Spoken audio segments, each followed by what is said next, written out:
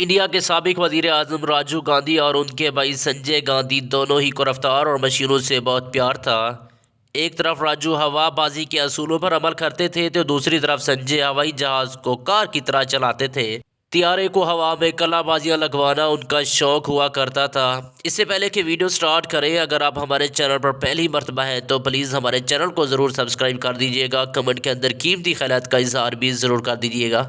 अभी उन्होंने चाय का एक घूंट पी ही लिया था कि उनका गार्ड दौड़ता हुआ आया और कहा कि संजय गांधी हवाई जहाज में बैठ गए हैं और उन्हें फ़ौरन बुला रहे हैं। कैप्टन सकीना ने अपने असिस्टेंट को ये कहते हुए घर भेज दिया कि वो 10 से 15 मिनट में वापस आ जाएंगे। कैप्टन सकीना पिट्स के अगले हिस्से में बैठी और संजय ने अकबी हिस्से में बैठकर अपना कंट्रोल संभाल लिया।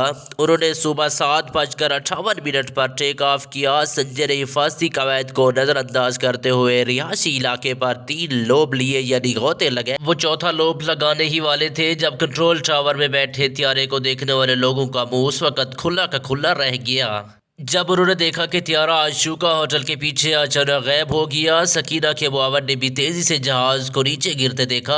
उन्होंने अपनी साइकिल उठाई और पागलों की तरह चलाते हुए मौके पर सबसे पहले जा पहुंचे। बिल्कुल नया पिट्स ट्विस्टर बुरी तरह तबाह हो गया था। इससे गहरा काला धुआं उठ रहा था लेकिन उसमें आग नहीं लगी थी। रानी साग अपनी किताब Sonia Gandhi an extra ordinary life में लिखती है कि सकीना मुआविन ने संजय गांधी की लाश को त्यारे के मलबे से 4 फीट दूर पड़ा देखा। कैप्टन सकीना के जिस्म का निचला हिस्सा त्यारे के मलबे में दबा हुआ था लेकिन सर बाहर निकला हुआ था। ऐन उसी वक्त उत्तर प्रदेश के उस वक्त के वजीर आला दुष्यंत प्रताप सिंह अकबर रोड पर वाक़ इंदिरा गांधी की रिहाइशगाह पर उनसे मिलने के लिए बैठे थे।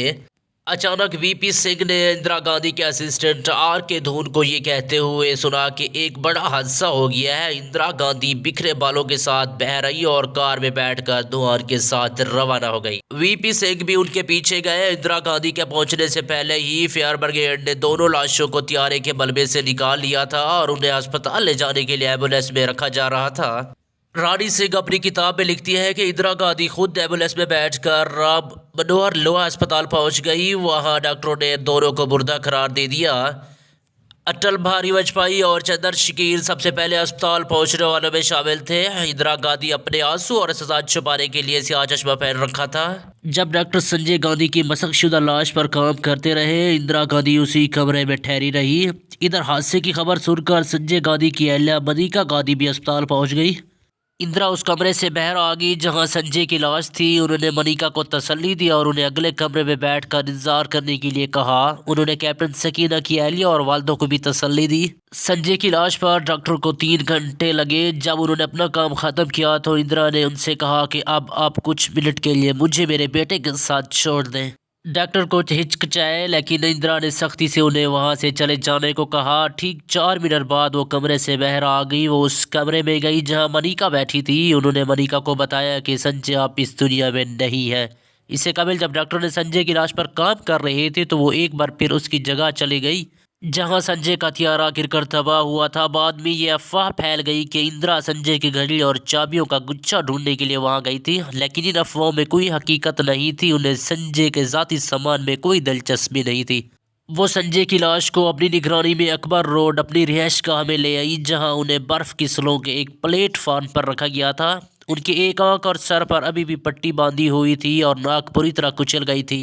दूसरे दिन संजय की आखिरी रसूमात के वक्त इंदिरा गांधी पूरा वक्त मनिका का हाथ थामे रही। जैसे ही संजय की चता में आग लगने के लिए राजू ने हाथ आगे बढ़ाया, इंदिरा ने उन्हें रोकने का इशारा किया। उन्होंने बताया कि संजय के जिस्म के गिर्द लिपटे हुए कांग्रेस के परचम को नहीं हटाया गया, संजय की लाश के ऊपर रखी गई है। पहली बार उन्हें सबके सामने खुलकर रोते देखा गया। राजीव गांधी ने उन्हें सहारा दिया। 4 दिन के अंदर यानी 27 जून को इंदिरा साउथ ब्लॉक के अपने दफ्तर फैलों पर ऐसे दस्तखत कर रही थी कि जैसे कुछ हुआ ही ना हो।